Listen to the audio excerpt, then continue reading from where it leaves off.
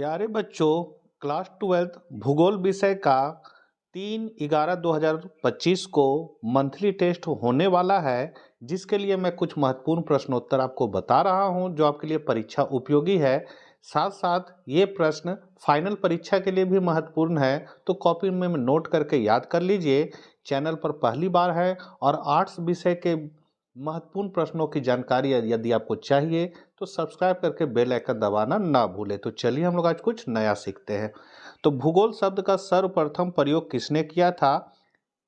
तो इसको प्रयोग किया था इरेटास्थनीज ने किया था। फिर है जियोग्राफिक जेनरिस पुस्तक के लेखक कौन है? तो बर्नार्ड वार्नियस है। सर्वाधिक लिंगानुपात वाला देश है लाटविया। निम्न में कौन सा आयु वर्ग कार्यशील जनसंख्या के अंतर्गत आता है? तो 15 से 59 वर्ष। निम्न में कौन एकल कृषि नहीं है? तो एकल कृषि नहीं है मिश्रित कृषि। बुशमैन कहाँ के निवासी हैं? तो कालाहारी। जर्मनी का रूर क्षेत्र किस लिए प्रसिद्ध है? तो कोयला के लिए। निम्न में कौन सा चतुर्थक क्रियाकलाप के घटक हैं? तो शिक्षा, सूचना, शोध, प्रबंध। कील नहर स्थित है? तो जर्मनी में। सड़कों की सर्वाधिक लंबाई किस देश में है? तो संयुक्त राज्य अमेरिका। 2011 में भारत की जनसंख्या कितनी थी? तो 121.2 करोड़। निम्न में कौन सा नगर नदी तट पर अवस्थित नहीं है? भोपाल। किसी झील के किनारे बसा गांव किस प्रतिरूप में आएगा? तो वृत्ताकार। झूमिंग कृषि कहाँ की जाती है? तो ये की जाती है असम में। निम्न में प्राचीन शहर कौन सा है? तो पटना। भारत की सर्वाधिक प्रदूषित नदी कौन है? यमुना। निम्न में कौन लौह धात्विक खनिज है? मैग्नीज।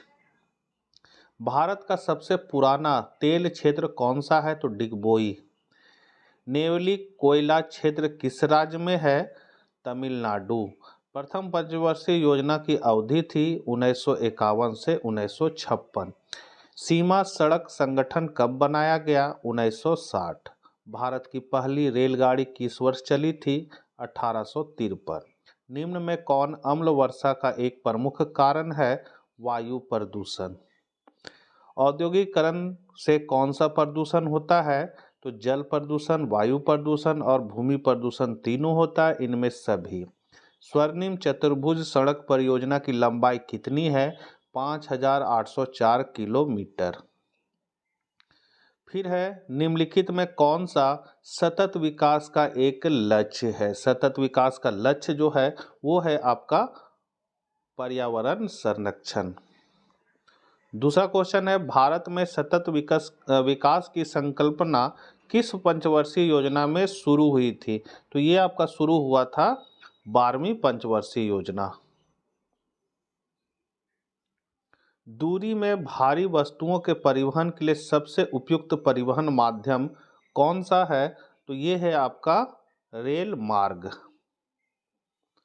निम्नलिखित में कौन सा संचार का माध्यम नहीं है? संचार का जो माध्यम है वो ट्रक नहीं है, ये परिवहन का माध्यम है। पांचवा है भारत में सतत नियोजन योजना में कौन सी नदी घाटी मुख्य क्षेत्र रही है? तो ये रही है आपका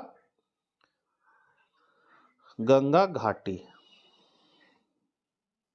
भारत में सबसे बड़ा परिवहन नेटवर्क कौन सा है? परिवहन नेटवर्क तो ऐसे सबसे बड़ा है सड़क मार्ग। सड़क मार्ग सबसे बड़ा है क्योंकि ये डोर टू डोर सेवाएं देता है। सतत विकास क्या है? एक उदाहरण सहित समझाएं।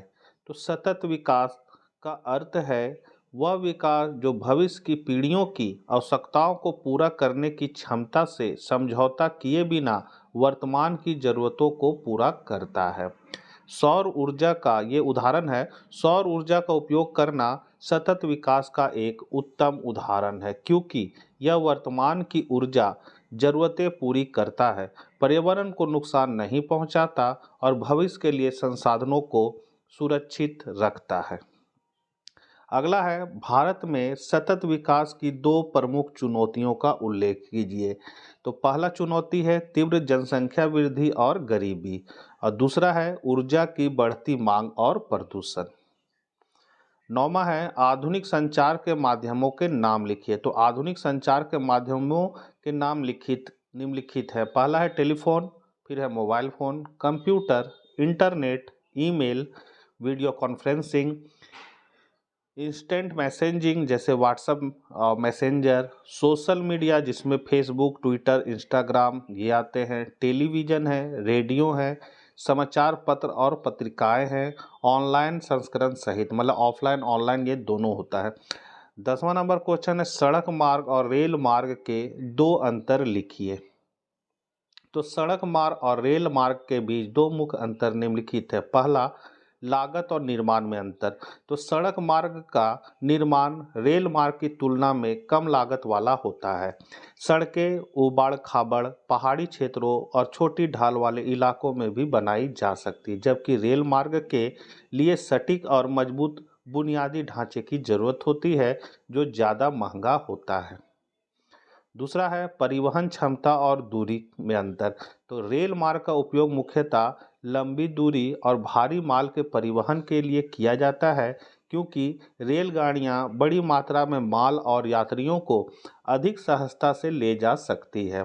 सड़क मार्ग छोटी दूरी और कम मात्रा के परिवहन के लिए अधिक उपयुक्त है तथा यह घर घर तक सेवाएं पहुंचाने में भी सहायक होता है। 11 नंबर क्वेश्चन है भारत में सतत विकास प्राप्त करने में नियोजन की भूमिका का वर्णन कीजिए। तो नियोजन एक ऐसा प्रक्रियात्मक उपकरण है जिसके माध्यम से आर्थिक, सामाजिक और पर्यावरणीय पहलुओं को संतुलित करते हुए विकास की योजना बनाई जाती है। यह भविष्य की आवश्यकताओं को ध्यान में रखते हुए संसाधनों का समझदारी से उपयोग सुनिश्चित करता है, ताकि वर्तमान और आने वाली पीढ़ियों की ज़रूरतें पूरी हो सके। आगे है नियोजन की भूमिका। तो पॉइंट बाय पॉइंट है। नियोजन सतत विकास के लिए लक्षित नीतियों, योजनाओं और कार्यक्रमों का निर्माण करता है, जो आर्थिक वृद्धि, पर्यावरण संरक्षण और सामाजिक समावेशन को संतुलित रूप से सुनिश्चित करते हैं। दूसरा है भारत सरकार के नीति आयोग जैसे संस्थान सतत विकास लक्ष्यों के समन्वय और इसके लिए योजनाओं के मानचित्रण में महत्वपूर्ण भूमिका निभाते हैं। तीसरा है क्षेत्रीय नियोजन के माध्यम से विकास की दर में समानता लाई जाती है, जिससे विभिन्न क्षेत्रों के बीच असमानता कम होती है और उनका समग्र विकास होता है। अगला है सतत विकास के लिए जलवायु परिवर्तन, ऊर्जा दक्षता, पर्यावरण संरक्षण और सामाजिक न्याय जैसे विषयों पर केंद्रित योजनाएं बनाई और लागू की जाती है। अगला पॉइंट है राष्ट्रीय और राज्य स्तरीय योजनाएं सतत विकास के व्यापक एजेंडे को समर्थन देती है, जैसे स्वच्छ भारत मिशन, ऊर्जा मिशन, जल संरक्षण की योजनाएं आदि। लास्ट पॉइंट है नियोजन प्रक्रियाएं स्थानीय आवश्यकताओं, जनसंख्या वृद्धि, संसाधन प्रबंधन और आर्थिक विकास को ध्यान में रखते हुए व्यापक और समावेशी नीतियां बनाती है। लास्ट क्वेश्चन है आर्थिक विकास में परिवहन और संचार की महत्ता को समझाएं।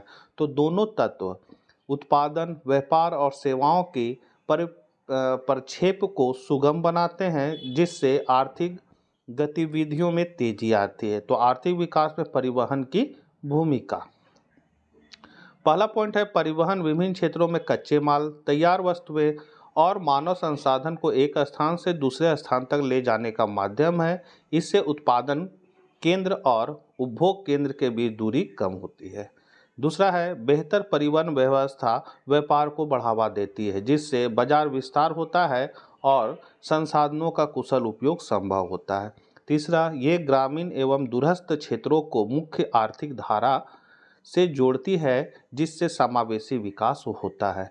अब आर्थिक विकास में संचार की भूमिका, ये था परिवहन की भूमिका, अब संचार की भूमिका। तो पहला पॉइंट है संचार आर्थिक गतिविधियों में सूचना का आदान प्रदान आसान करता है, जिससे बाजार की सूचनाएं, कीमतें और तकनीकी ज्ञान साझा होती है।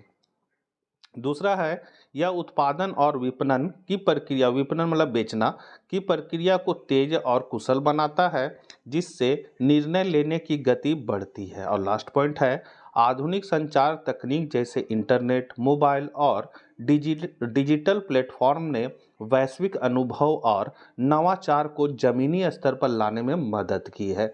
तो बच्चों, ये थे आपके मंथली टेस्ट में आने वाले प्रश्नोत्तर। आशा करते हैं वीडियो आपके लिए उपयोगी साबित होगा। चैनल पर नए हैं तो सब्सक्राइब कर ले, मित्रों को शेयर करना ना भूले। तो मिलते हैं हम लोग नेक्स्ट वीडियो साथ। जय हिंद, जय भारत।